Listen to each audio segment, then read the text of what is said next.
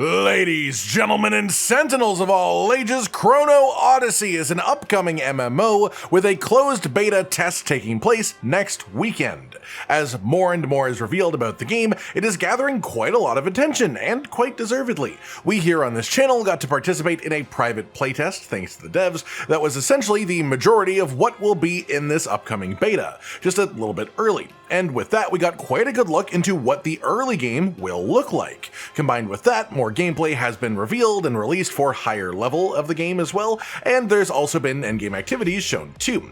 As well, I want to shout out Kanan, who had a full interview with the devs behind the game that has some very useful information inside of it that I will be sharing here too. With the big main thing from that interview that I really want to drive home is that the lead of Chrono Studios, the person in charge, said about 5 different times in 5 different ways that there will be no pay-to-win systems of any kind in Chrono Odyssey. Not just now, but never. Ever. There will be microtransaction and cosmetic type deals, things that affect the visuals of your characters, but absolutely nothing that affects gameplay or power. There's nothing vague in the way that he said these things. He's being very straightforward, so as far as I'm concerned, unless something comes out to say otherwise, I am expecting no pay to win, and that is exactly the way I feel it should be. That said, we recently had a video where I fully went into the classes, so I won't be going very deep about that. Instead, what I want to do right now is talk about the various types of activities in the game and what there actually is to do. The game rides a very fine line between a full-on sandbox MMO and the more on-rails MMO experiences as well, where you just get quest after quest shoving you in the one direction. There are tons of activities to do, you are never without something in front of you that you could do, but you also always have a choice in what you're going to do at any given time. If you want to achieve something, there are usually multiple ways to do it as well. If you want equipment, you can defeat enemies, or you can craft the equipment. You want experience, pretty much everything in the game gives you experience, whether it be crafting, gathering, general life skills, combat, even little parkour challenges that exist will give you experience. And then even within those, there are multiple types of things to do as well. So today, let's talk about everything that I saw in the limited playtest. And before we get to the activities, I do want to quickly touch on the character creator. There is quite a lot of depth to the character creator. I would assume that it's not finished, of course, as we are far from the release of the game. There could be more added, but personally, I love having the ability to make monstrosities. I love just the freedom to create whatever I want, and I had to make a second character for reasons that I won't get into, but both of the characters that I made were minor monstrosities. I could have made them a lot more crazy than they were, but I just love any character creator that lets me do things like this. First up then, I want to talk about life skills in this game pretty quickly. The life skill system was very effective, split between logging for dealing with trees and materials related to those, mining for dealing with rocks, ores, precious gems, and things like that, gathering for things like collecting specific herbs or flowers or plants that you might need. Then there's also butchering, which is for gathering meat and skin and hide and leather from the wild animals that you hunt. And then of course there is also fishing, which is a classic staple of a life skill in games like this. For the most part, the life skill system is just find the correct resource node that you're after, press interact, and then wait for the timer to deplete as your character hits it with the tool. You can get upgraded tools to speed up the process, and there are different sort of size variations of the resource nodes too that can take longer to break but give more of the resource when you get through it. The system felt pretty standard to me across most of the life skills. It was a bit weird in a group, but solo, no problem at all. Nothing too crazy, but it definitely was functional. And I know that there are tons of people who really enjoy just like cutting down an entire forest worth of trees while listening to a podcast or watching a film on their second screen or something like that. Those people will find their fun in this game for sure. But the thing is, of course, all of these resources also translate into crafting materials, either for alchemy, which is how you make your health potions and all other manner of buffing potions, for cooking, and cooking is quite in-depth in this game from what we could tell, with tons of buff options you can get from food, and a lot of the food buffs actually seem to stack together, which means that cooking might be very important for people who like min-maxing. Then of course the main other use of these resources is for crafting your own equipment. I mentioned earlier that defeating enemies can also give you equipment, but at least with our low-level experience, the crafted gear was almost always better than the general gear that we were finding from combat and from chests. This could easily change, of course, with stuff like endgame activities that give specific rewards, and the developers have stated that they want the gear to be relatively equal between crafting or actually finding it from activities. But at least in the early game section that we were able to play, the way that I would tend to describe it is that combat gives you a lot of experience and a little bit of gear, whereas life skills and crafting gives you really good gear and only a little bit of experience. That said, let's talk about the more particular activities that are available.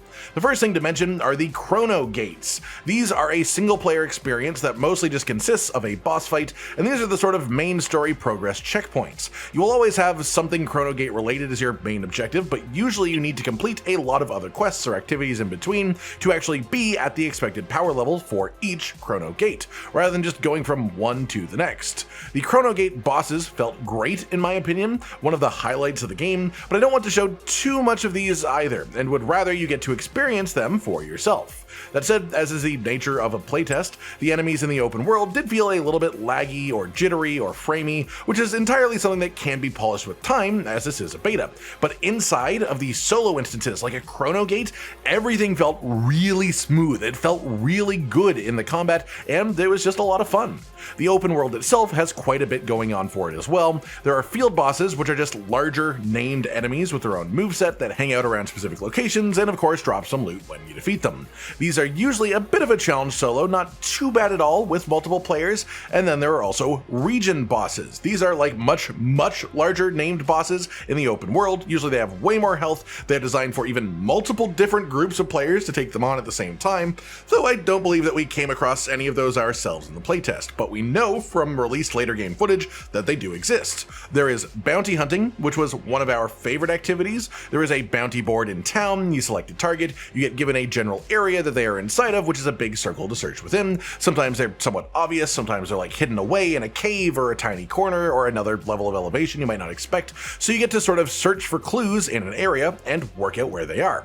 After you find them, you fight them, you take proof of your kill and bring it back to the bounty board for your rewards. We found this system to be great XP, it was a lot of fun, and so we cleared every single bounty that was available in the playtest, which is worth noting, the bounty tokens you get from these also could be traded in for some higher level crafting materials, meaning that at least to a certain extent, the bounty hunting system does loop into the crafting system and gear upgrades as well.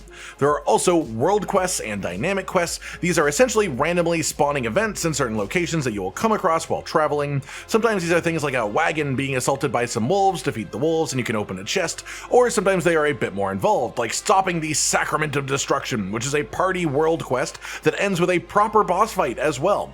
Other times it can be somewhat in the middle, like helping someone out of a cage they've been locked in, or getting someone their clothes back that they lost for a reason that they don't feel like explaining. These all just add a little bit of extra flavor to your travels in general, and can be a good way to get an extra bump in XP or resources if you stop to do them when they pop up.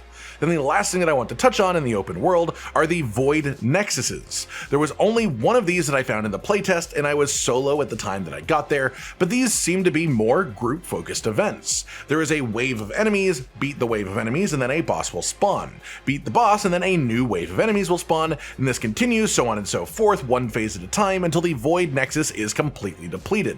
Past that, we have things that aren't in the open world, and I'd like to start with Labyrinths. These are a really neat and unique type of content that I really enjoyed for every single one of them that I did, and the best comparison that comes to mind for these are the shrines from the recent Zelda games. Each different labyrinth is its own beast. They all have differing challenges or puzzles within. Sometimes it's a parkour challenge, sometimes it's a memory challenge, sometimes you're crawling under lasers like it's Mission Impossible. These are a fully solo experience. You cannot do labyrinths in groups to my knowledge, and at the end of the puzzles and parkour, you generally have a boss. One thing to keep in mind, however, is that a failure at any point, including against the boss, will send you back to the very beginning of the labyrinth, which again, given that they are things like puzzles and parkour, means that you will have to work to get your way back to the end. As well, these give you upgrades that you can spend on upgrading your time powers, so they're definitely worth doing. These were one of my favorite activities to interact with, and I look forward to seeing how labyrinths evolve and get more complex later in the game. Which actually brings us to our next thing that I want to talk about, which is trials. These are another fully solo experience, one that I didn't get to do myself in the playtest, but from what we've seen and what we know, these seem to be like elongated, higher concept versions of the Labyrinths as a more dedicated activity, sort of between group dungeons and a labyrinth, but still being fully solo. So I'm really interested to learn more about this activity as information is released. As well, there are time portals. These generally require keys when you find them in the open world. The keys will drop from named enemies or bosses that you'll just come across while you're questing, and sometimes these time portals are locked to being solo only. Sometimes they are balanced for groups, but once you go in, you will essentially be in a really warped and twisted version of the area that you were in moments prior. This time with lots of gunky, weird enemies and these objects called wedges of time that you have to disable, and then a boss fight to take on as well. These give really solid rewards. This was where we found gems for socketing into equipment, which can give you full-on extra skill levels, but this one was just a fun little detour every time that we came across a portal while questing, basically. As well, it's worth noting there are unique life skill materials or crafting resources in these time portals too. After that, we have dungeons, and there weren't any of these in the playtest as far as I'm aware, but there has been footage released of the dungeons now, and there are quite simply just content designed for 5-player parties. You'll be expected to have some level of tanking and some level of healing, even though there is no strict Holy Trinity system in the game. While we haven't seen too much of these dungeons so far, it seems these will toe the line of what dungeons usually are like in MMOs. Maybe some sort of area story, but you progress through an instance, packs of enemies throughout, and then a big boss or two along the way, with some good rewards at the end, of course. As well, we know that in the full game there will be raids, which we know now are specifically going to be designed for 10-player parties, so 5-player parties for your dungeons, and then double that size for raids, to keep it at a somewhat smaller scale compared to what raids are normally like in most MMOs. Then a quick stop on PvP as well, of course. You can challenge other players to duel in the open world, you can flag for PvP in the open world, which just makes it so if you activate it and other player activates theirs as well, you can just fully target and attack each other anywhere on the map. Importantly, this means it is only active if you want it to be, so there's no just forced PvP, it has no negative effects for people who don't want to do it, and as well there will be full-on zones of the open world that are dedicated exclusively to PvP. These will be called freely contested zones, and once you enter the area you will just be automatically flagged for PvP. The lead of the studio has stated as well that there currently are no plans for things like instanced arena PvP where you can go for smaller scale organized combat, but they aren't ruling out the possibility of it either, saying it is definitely something that could happen in the future if players do want it to exist. Then finally we have one more activity to talk about, and it's one that was only revealed very recently and is going to be incredibly important. This is called Eden. This is a PvEvP game mode that will be intrinsically tied to the higher level progression in Chrono Odyssey. The way it has been described so far is that it is a land cut off from time where you can take part in endless dungeons with powerful bosses along the way like a full-on Balrog. In the footage that we've been shown, that specific boss has 2 different groups of players fighting it at the same time, but then after the boss dies, it seems like any of the players can loot it and take any of the things that it dropped, but PvP is then also enabled between the 2 groups. These 2 groups can then either choose to amicably split the loot and then go off through the portals on their own way, or they can fight each other to the death. Winner keeps all of the loot. All in all, this seems like a really interesting system to me. I can see it easily creating lifelong friends, or of course, lifelong enemies, but it seems like a really neat and unique design for something that I consider to be one of the main progression activities in Chrono Odyssey. That just about does it for today then, everyone. Just a full roundup of all the activities that we know about coming to the game, especially for the ones that are in the beta that I've been able to experience myself. The game definitely still needs some polish around the edges, especially in the open world, but I really did have a great time playing it, and so I just cannot wait to see more about the game. I hope you've enjoyed this video, and good luck to you all on getting into the closed beta next weekend. Like if you liked the video, subscribe to the notification bell for more, and most importantly, ladies and gentlemen, until next time, stay sweet. Josh, Cotton, and Hollow with the videos, dropping the humor like a hammer on your tippy toes, bringing entertainment on a daily arrangement to take our insanity and turn it into entertainment. Yes, I said entertainment twice, to reiterate that it is nice to look into your faces on a mostly daily basis when you let us in your homes to make the whole world a stage. Goodbye.